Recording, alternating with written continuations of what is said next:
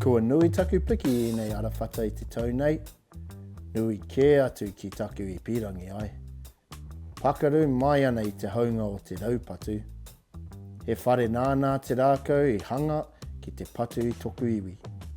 Kia pono te kōrero, kāre au I paku pirangi I te noho ki konei, engari te ngari, kia kuhu anō tātou ki te mura o te ahi. Porokate is a podcast by the Hori and te kuru. Toi tu te porokate, toi tu te reo Māori. Kia ora te whānau, nau mai hoki mai ki te Porokate, ka noho au, kei roto I te ahi, ki te hea tēnei, te wāhi o te minita o Otaki, o Tim Costley, o te pāti o Nahinara. Nahinara, kahirani. Ai, tika tau. Tēnā koe, bro. Thank you for having us today. Really appreciate, I know we've been back and forth for ages to try and do it, so I really appreciate to have this little kōrero. Ko wai koe, no whia koe. Tell us who you are, and for our kaima taki out there, who are you, bro? Ko Tim Costley toka inga, ko te mema paremata mō Otaki. E tipu au I Papioia, engari e noho ahau I Waikanai. So I'm Tim Costley. I am the MP for Otaki, which goes from Foxton in the north all the way down through Levin, Otaki, Waikanai, down to Parapara Umu and Kāpiti Island. And I actually grew up in Pāmi. I was in the Air Force, Tairangi Aotearoa, for just under 23 years. Yeah. But made the shift at the last election across into this role, which is amazing. Now, just for our audience out there, there's a bit of noise out the back here, so if you hear that, we were cracking up before. We thought it was the Māori Parliament getting built out back there. Good. Why did you want to become an MP for Otaki? For me, it's all about service, right? So my time in the Air Force, and even outside of that, whether it was chairing the school board of trustees or helping out at church or the charity I started, which is the charity that looks after Air Force families when people are killed, injured, wounded or ill. Right. It's always been about helping people, right? It's always about how can you make a difference. And in the Air Force, when someone's stuck in the bush or they're lost in the mountains, I could fly a helicopter and we could take a medical team to them and we could bring them out safely. But I wanted to be able to help everyone in our community more broadly. And as I looked around where we live, and as I looked around the country, I thought, I'm just convinced we can do better. I know it's really cheesy, right? But it matters to me. We love the cheese, mate. Bring it. Bring here it. We go. A couple of slices for you. It matters to me the country that my kids are growing up in, right? It matters the kind of country that not just my 3 daughters, but all our kids are going to inherit and take over one day, and not that far away, right? And I just had this belief that we could do better, and I could, I was involved with little bits a lot, especially around disaster relief and things like that in the military. But you're sort of sitting on the fringes. I was like, I want to make more of a difference. And I'll put my hand up. Other people will probably put their hand up. We'll see who the community want, and that's up to them. If they don't want me, I could be, go and fly helicopters overseas with my mates and make a lot more money and have a lot more friends probably. But actually, this stuff's too important to just say, well, someone else should do it. I thought I've got to offer to serve. Did it take a couple of tries to... Yeah. How many tries did it take? Just rub it in. Do you want to just... Get that knife out of my back? No, I did. So I stood. Was it 2 or 3 times? No, 2. Oh, so cool. I lost in 2. Only 2. Do you know it's the same as joining the Air Force? I applied when I was 17, and they said, I passed all the tests and got to the final selection. They said, your leadership's just a bit too task orientated. And I think what they meant was you need to go and grow up. And if I look back at myself at 17, I needed to go and grow up. So 3 years later, I tried again and got through. And it was the same with becoming the local MP. When I put my name forward and got chosen as the National Party candidate for Otaki in 2019, world was a slightly different place to what it was in 2020, and a lot of water went under the bridge through 2020 with COVID and all sorts of, we had our own dramas in National as well. And so I lost that election, not by too much in the big scheme of things, but I lost. But I thought, you know what, I'm not you don't get rid of me that easily. And I'm not one of these guys that's just going to keep trying. People are like, oh, you should run for mayor and you should do this. I'm like, no, I'm really focused. This is the thing where I think I can make a difference. Everyone has their own way. And so I thought I'm just going to keep doing what I would have done as MP in the community anyway. And I think people really responded to that. And so at 2023, it was a much easier path through. So you're pretty driven dude. Is there any aspirations to one day be the Prime Minister, be the big dog? Oh, the big dog. No, look, I think if I'm really honest, one day the aspiration is to have a seat at the table, like the cabinet table, to be a minister. I think that's where you can have a bit more influence on a national scale. But for me right now, I'm really valuing these years, and I need some more time in the local community getting established. There are, one of the things I wanted to do was really make a difference to people in our community, and you don't see it, right? You don't see it because and I know no one listened to my maiden speech, but I talked about how you can make. Did you? Yeah. Well, you can make a difference one at a time, right? Yeah, the ones matter. Like, what are the three main kaupapa that you're concentrating on, whether it's nationally or locally? What are those three kaupapa that you genuinely, they are your things that you really... I always think about E toru ngā mea, like that song, E toru ngā mea. So so three things that you are concentrating as the Minister for Taki. Ngā mea ninui. So for me, the biggest... Well, across the country, the biggest issue is the cost of living, right? Everyone feels that. We've been feeling that since sort of 2022 as that inflation picked up, the costs went up.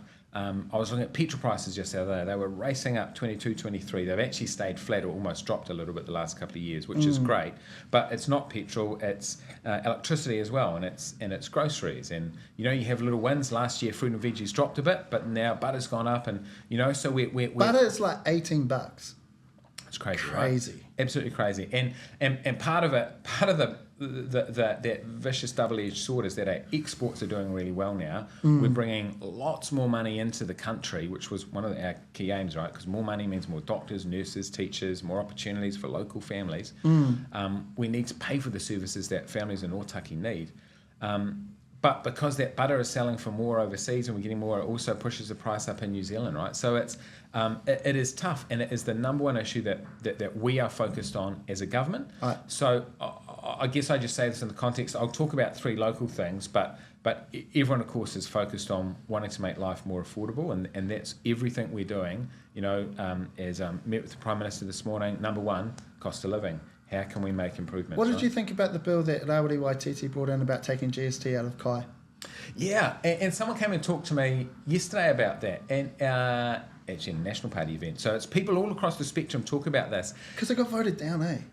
Other countries like Australia, I think, have done it. One of the challenges is it becomes quite problematic in terms of, I don't know if you've seen the clip on Instagram of the sandwich. Sainsbury's put out a sandwich, and sandwiches are meant to get the discount, but sweet treats aren't. So they went, we're putting, I think it was like strawberries and cream in a sandwich. Fairy bread or something. Yeah. And then they're like, that's, and now there is literally hundreds of thousands being spent on litigation to argue over, is this a sandwich or is it a sweet treat? Co-governance, what are your thoughts? Yeah, and I think there's sort of two parts to it. The first one is co-governance. And I think when you say co-governance, everyone has different ideas. Does that mean we're just working together for the same outcome? Like awesome. Mm-hmm. Does that mean we're letting, we're having co-ownership, which was kind of what happened with Three Waters, which said, hey, how in Otaki there's a new reservoir going in, and that's paid for by all the ratepayers that live there, right? Yep. And under the old Three Waters, that sort of co-governance, as it was branded, was saying, well, that now belongs 50% to that and 50% to iwi. And we said, well, we don't believe in that. We believe we need to make right the wrongs where iwi had, lands and a bunch of stuff taken off them. That's what the treaty settlements are all about, right? So we didn't think that was the right answer. Why not? Well, because it was physically, it was about ownership, not of water, not of net. It was about ownership of pipes and of reservoirs that were built and paid for by everybody in that region. So they should still belong to everybody in that region. You know what I always say to people that say stuff like that? When it comes to why, like to water, yes, we think of these spaces as like our grandparents, and we would look after to them to the end of days. Totally. Why wouldn't you want a group of people to be that careful and that love for those things. And that's what I think we do, right? I think everyone wants that, don't they? Yeah, but yeah. I hope that everyone that gets elected to council this year, whether that's in Otaki, Waikanai, Paraparaumu, Raumati, Kakariki, I hope they all want that for our region. And I think that's why we, when people get elected to Parliament, I can only speak from that, but I know what motivated me to come here, to give up my career, to give up a good chunk of my family or time with my family to come and serve in this way. It was because I want things like that for our whole country. I like to believe that people that go to council aren't doing it because they've run out of other options. I hope we're getting people that are on there because they believe in that stuff. Brilliant. And of course we want to take everything that we can learn from iwi, but not just from iwi, from everyone in our community, because there are great things. And there are times where it makes a lot of sense, and you're right, John Key, there's a couple of treaty settlements where it might be looking after natural resources. And that, the kaitiaki that maybe the local iwi bring is really important. But that might be different to when it's looking after a hospital. They might have needed a different approach. So I don't think you can just say, well, this suits all. But I'd love to just pick up the comment you made about education, because I think above everything, what Erica Sanford's doing in education is amazing. I think this is maybe one of the most transformational things we've done as a government. Things like structured literacy and structured maths, and you go, because I think if you want not just Māori but any kids, any tamariki to thrive in this country growing up, which is what motivates me, we've got to give them a good education, because we've been falling a long way behind. And when I go to schools in our rohi, and I've been to almost all of them. I've been to all the ones that would let me in the school gate, all but two. Yep. And they tell me some of them have had structured literacy for a few years. And in all of those, Māori are achieving at least at the same level as Pākehā. And one of them, Māori are outperforming Pākehā because we're teaching the real science of how the brain learns. And stuff like that is the stuff that makes, I think, far more of a difference to those young kids growing up in our town than maybe who owns the pipe. Not maybe the principles of how we look after natural resources, but I think that's the stuff that will change people's lives. Yeah, and to that, these other two parties that you're in a coalition government, they want those clauses taken out. They want the mātauranga, they want the karakias gone, they want these things. And for me as a parent and as a teacher, I used to teach at high school, I think about all of that stuff, like the mātauranga, and I don't think they really truly realise how enriching and educational mātauranga is to know where you're from. For our people in Kāpiti, to know the names of the places that they are, the history around those places. These other two groups are wanting to take that out. And I tell you what, and this is for not just Māori, Pākehā, any race or cultural thing, to know actually where they're standing. If I was to ask you, do you know what Paraparaumu means? Yes. Yeah. Yeah, because it was where they had all the bones, right? And it's where they... Parapara is trash, and the umu is the ovens. Which it's the ovens. Yeah. So just knowing, having that knowledge of that. I said this at Parapara Umu Rugby club the other day, and none of them knew. And I just told them, they were like, holy moly, never knew that. And I was just like, I actually learned that in the Air Force when I went to classes at the Marae there. That's how I learned. And that Haunui Ananaya that came down, Otaki, there's all of these beautiful histories and knowledge. That's mātauranga Māori. Why wouldn't you want your kids, on top of literacy and all of those things, and other people's culture and religion, why wouldn't you want to have that? That's something that's engrounded in the whakapapa of this actual land. Why would you want to take that away? And that's the one thing that gets Māori, why would you want to take that? But do you know what, if I'm really honest, Be honest. I think some people are milking it a bit in the media. Some people that say, we're not taking that away. We are saying, it's absolutely true to say that we want them to spend an hour a day at primary school doing reading, writing and maths. Yeah. That's used up half their time. Yeah. They've got half of the rest of the time to the other 3 hours in the day will get spent how the school decides. Each school has a board of trustees and they get to make those decisions. And and I can't speak for ACT and New Zealand First, and they'll have their own opinions, right? But I don't think we want to. I've got an inbox full of people saying, "Why are you prioritising Mātauranga Māori in the Section 127?" It actually hasn't changed. The proposal has no change from what's been there for decades, right? So there is no change to that. I guess it's just at all. even for them But to it's because say that.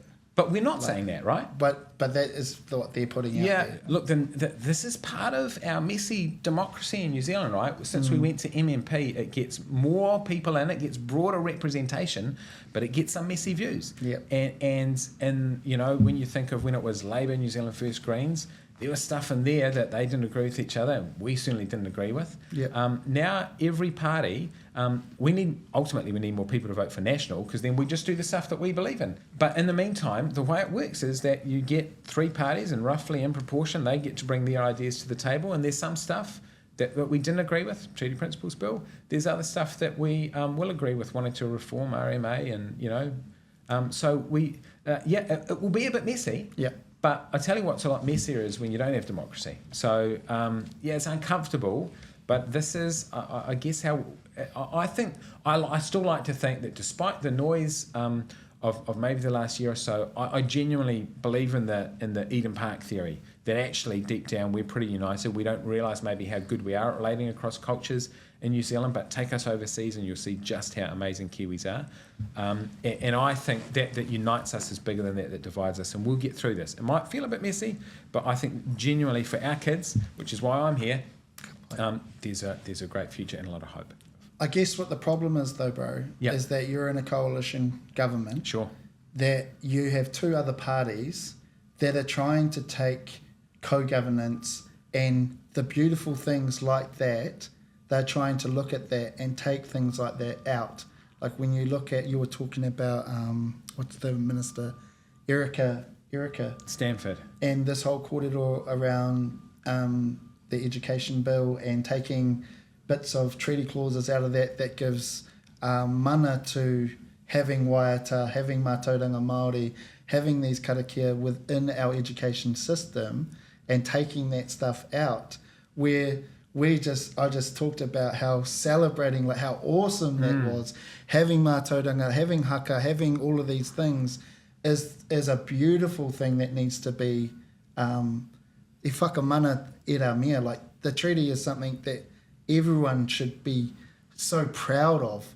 And then I guess when you've got, you know, parties that are looking to take things like that away, and that's why a lot of Māori are riled up. And we were talking about like the Crown and Māori relations. There's been political commentators who have said that it's been set back 20 years. Some have said more, because of the fact that this other group has come in.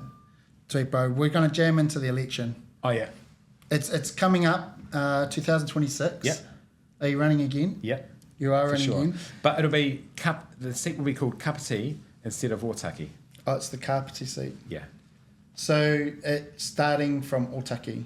Yeah, so it starts from Otaki, or just north. It's the council boundary between Horowhenua and Kāpiti. Yep. And it runs all the way down, so all of Kāpiti right down through Raumati, and then onwards, Paikakariki, Pukurua Bay, Plimerton, Parramatta, Whitby, Paotahanui. So you've lost Horowhenua. I've lost Horowhenua. That's a big deal for you. Yeah, it's all the farmers.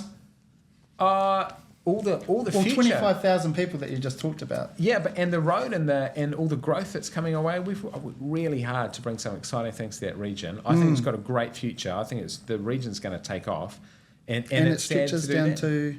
But now it stretches, so I get all of Kāpiti, which is great because I used to lose it at the airport. So it's great to have Raumati in as well, and all the way through Paikakariki, and then right down into Whitby, which is actually a really cool area as well. And I currently, as the sort of government buddy MP, cover right down through Porirua. So I've been working there for a while now. But that's a big loss. It's a big change, eh? Yeah, big change. So it's just, you know, building some relationships. I've spent 6 years working in Horowhenua, so it's a change. But it's not driven by any political party or any MP. It's just the Electoral Commission need blocks of 70,000 people. They go, this is where it is now. So, but for me, I always said I would stay wherever Kāpiti stayed, because that's where I live, and that's my home.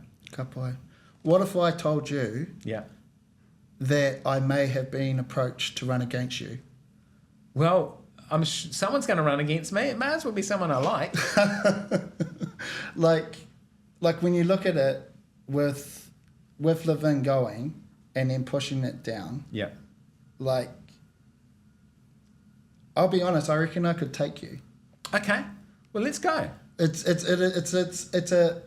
an interesting thing to do it, but again, like a lot of my peers Yeah. and a lot of my friends that potentially are in this kōrero around the kāwanatanga, the space, Yeah. and the rangatiratanga space is where you're actually needed as a resource. So for me, as someone who's from our hapori of Otaki, it would be more, where would I be better used? Yeah. In the kāwanatanga space, Yeah. or actually in a space that is beyond the space?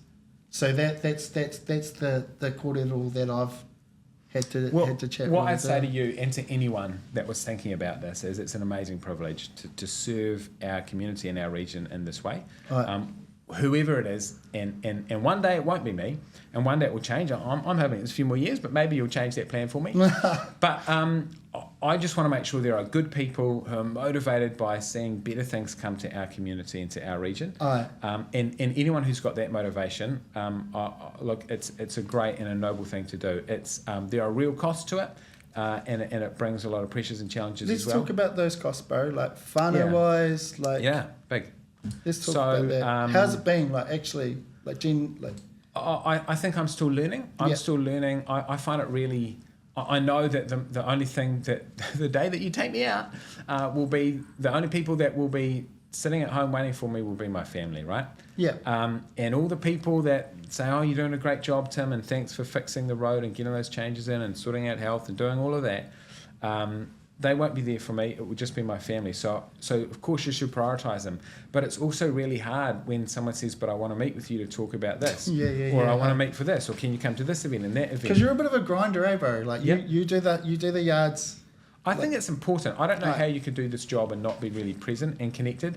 That would be my biggest thing, is that I can't take my boy down to league practice. I couldn't do that. So it's and it's not so much the fact that I'm not home for dinner or I'm not home this week at all, but it's more the when one of my daughters said to me, "Oh, you're going to make it to the netball game."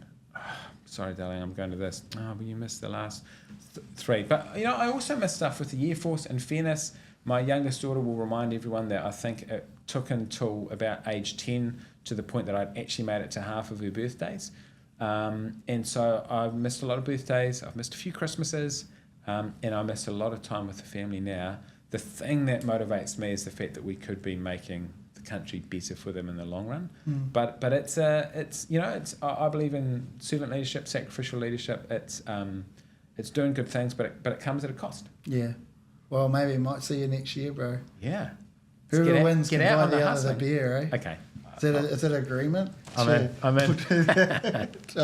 Tēnā koe, bro. Tēnei te mihi ki a koe for your time. It's really good to be in the ahi. We call this the ahi because we're right in the fire here.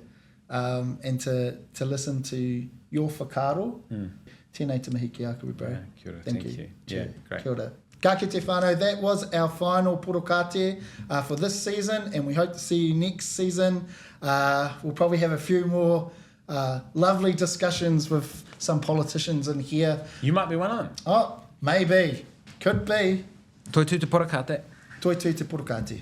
Ka pai. Kia ora. Porokate is a podcast by the Hori and te Kuru. Toi tū te porokate, toi tū te reo Māori. Ooh.